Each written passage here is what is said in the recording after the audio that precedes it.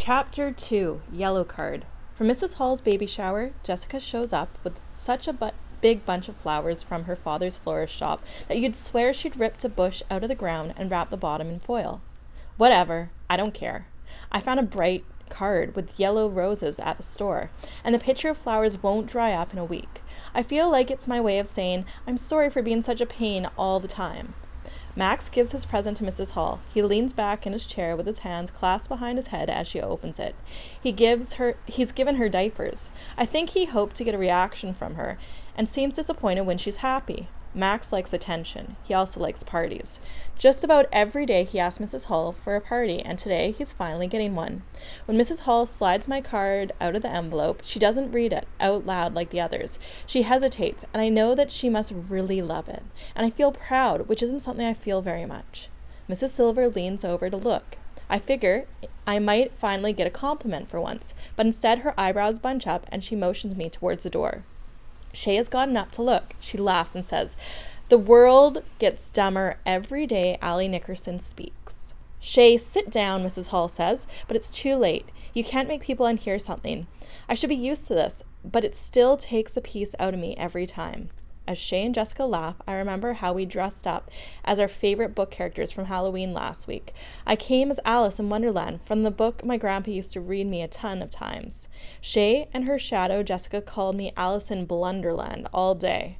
Keisha steps up to Shay and says, "Why don't you mind your own business for once?" I like Keisha. She isn't afraid, and I'm afraid so much. Shay turns, looking like she's ready to swat a fly. "Like it's your business?" she asks her. "That's right. It's not my business, but it's as much yours as it is mine," Keisha replies. Shay lets out a small gasp. "Stop talking to me." "Stop being mean," Keisha replies, leaning forward. Max folds his arm and leans forward across his desk. "Yes, there's going to be a fight," he says. "There isn't going to be a fight," Mrs. Hall says. Sookie is holding one of her small wooden blocks. She has a collection of them that she keeps in a box, and I've seen her take one out when she gets nervous. She's nervous now. Shay glares at Keisha. Keisha's new this year, and I'm surprised she said something. Everyone is all riled up, and I don't even know how this all happened. Well, Mrs. Hall tells them both to cool off and points to Max that it's foolish to root for a fight. Mrs. Silver waves me towards the door. What the heck is going on? Once we're out in the hallway, I can tell by Mrs. Silver's face that it's going to be another one of those times when I'll have to say I'm sorry or explain why I've done something. The thing is, I have no idea why I'm even in trouble this time. I stuff my hands into my pocket and keep them from doing something I'll regret. I wish I could put my mouth in there too. "I just don't get it, Allie," she says.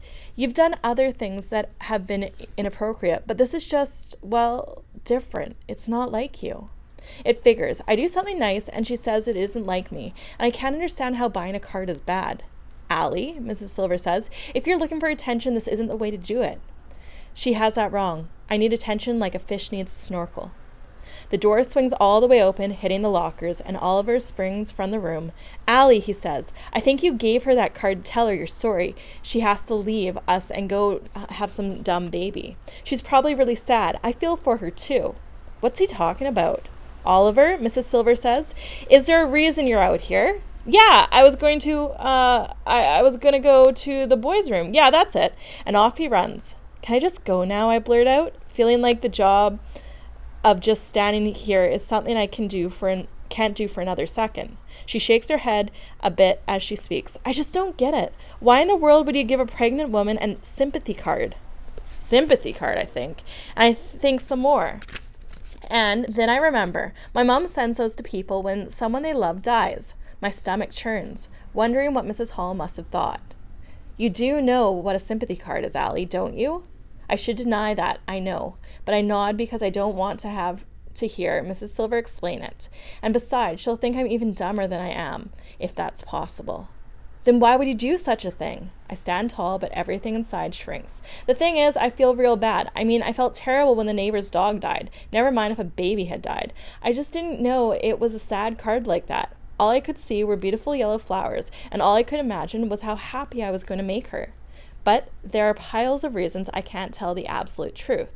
Not to her, not to anyone. No matter how many times I have prayed and worked and hoped, reading for me is still like trying to make sense of a can of alphabet soup that's been dumped onto a plate.